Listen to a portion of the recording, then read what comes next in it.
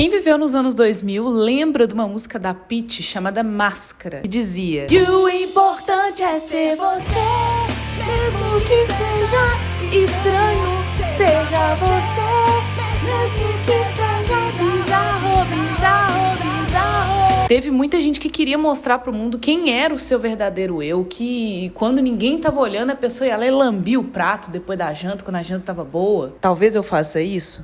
Não sei. A verdade é que bancar quem você realmente é tem seus ônus e seus bônus. Mas eu tenho a ousadia de te dizer que quando você mostra o seu lado mais real pro mundo, isso é uma coisa que te salva. Como toda criança preta, do cabelo cacheado, sofri bullying quando eu era criança. Nossa, que novidade. Não que eu queira normalizar isso, porque isso jamais deve ser normalizado. Mas foi um fato, eu não tenho como voltar atrás, eu não tenho como mudar.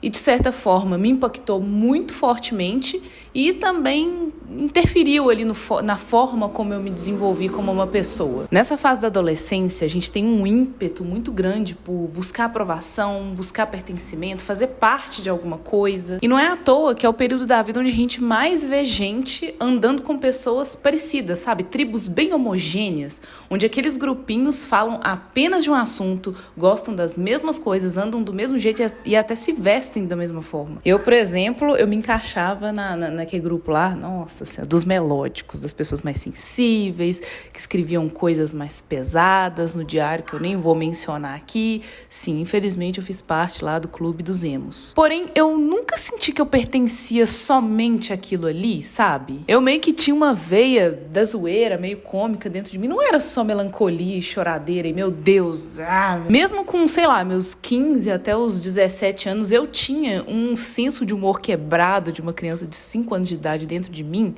que, enfim, não me permitia ser só emo, triste, nossa, choradeiro, o tempo todo, chatice, não cansa, né? Então, por aí já deu pra perceber que eu não andava no grupinho dos emos. Aí eu tentei fazer um pouco parte ali dos CDFs, porque eu gostava de estudar algumas coisas específicas, eu era meio nerd pra algumas coisas. Só que, tipo assim, CDF eu não ia ser. As minhas notas na escola sempre foram muito medíocres. E não é medíocre colocando pra baixo, eu sou uma pessoa mediana e eu aceito, assim, de boaça que eu sou na maioria das coisas. Mas pra ser CDF, meu filho, era só a nota acima de 8 e com muito brilhantismo ainda. Eu também não me encaixava nos populares, nos legais, nos nerds também, porque eu não era 100% nerd, eu era meio avoada, eu gostava de outras coisas também. E eu terminei o ensino fundamental cheia de colega, mas nenhum amigo mesmo. Agora a gente vai tocar aqui o mini violino.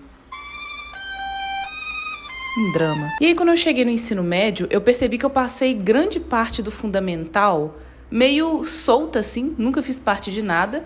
E, hora ou outra, eu tentava me encaixar em algum grupo, não forçava, não passei a minha vida toda tentando fazer isso, mas eu tive momentos de querer, mas não consegui. E aí, meu filho, no segundo ano do ensino médio, eu falei assim, quer saber, velho? Eu não consigo, eu não faço parte de nada.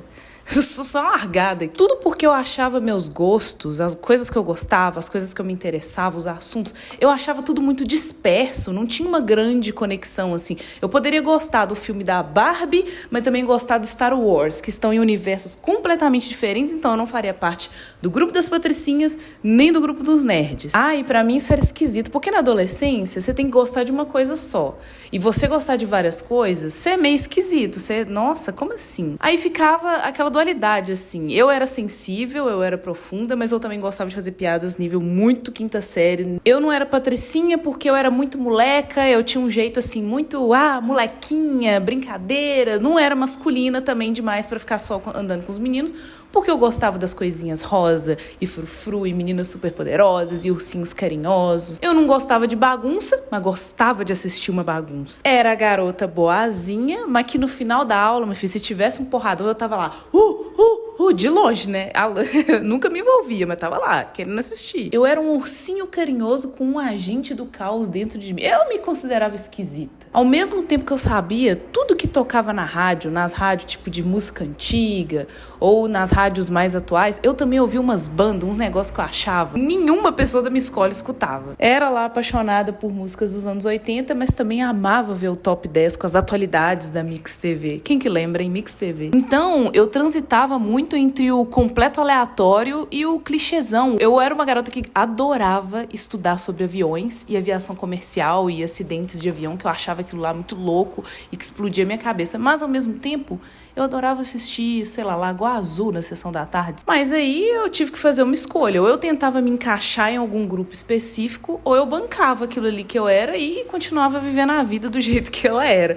E foi essa escolha que eu fiz. Eu banquei. Eu banquei que eu conseguia transitar muito fácil por várias camadas diferentes. Mas, como quem não quer nada, quando eu cheguei no 3º ano do ensino médio, eu conheci um outro grupo de pessoas completamente aleatórias, outros esquisitos assim como eu. Pessoas essas que também surfavam assim, ó, tranquilamente entre camadas de complexidade e basiquez. Ah, minha filha, eu fiz a festa. E aí, meus amigos, nasceu uma belíssima amizade. Eu que naquela altura me achava muito estranha, no meio deles, eu era só mais uma pessoa. Eu podia ser eu mesma. E sabe como que isso aconteceu? E como que essa amizade nasceu? Porque no fim das contas, aquilo que a gente acha mais aleatório, estranho, esquisito, não, ninguém é assim, vai ter alguém que vai ser assim. Ou pelo menos parecido.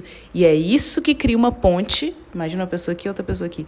É isso, é a ponte pra se criar uma amizade, uma conexão. E eu não tô falando só de coisa superficial como música, filme preferido, tipo de roupa que usa. Eu tô falando de formas de pensar, de hábitos, de maneiras de existir no cotidiano, de opiniões não dadas em público. E sabe, pessoas estranhas, esquisitas, pra mim, são as mais interessantes. É gente magnética. É difícil você não ficar atraído pra querer descobrir mais sobre aquela pessoa, pra conversar mais com aquela pessoa. Eu quero entender por que elas pensam daquela forma, como o pensamento delas se dá, quais são as opiniões que essa pessoa tem. As pessoas estranhas, elas são interessantes, acho que justamente porque você não sabe o que vai vir depois. Você pode ser surpreso a qualquer momento, a cada frase. É comum que eu chame algumas pessoas que eu conheço de estranhas, mas eu não tô tentando ofender. Eu sempre falo que quando eu te chamo de estranho, quando é vindo de mim, pode considerar um dos maiores elogios que você pode receber. Estranho é a minha forma de chamar alguém que não é comum. E, de fato, a estranheza é uma coisa que não é comum.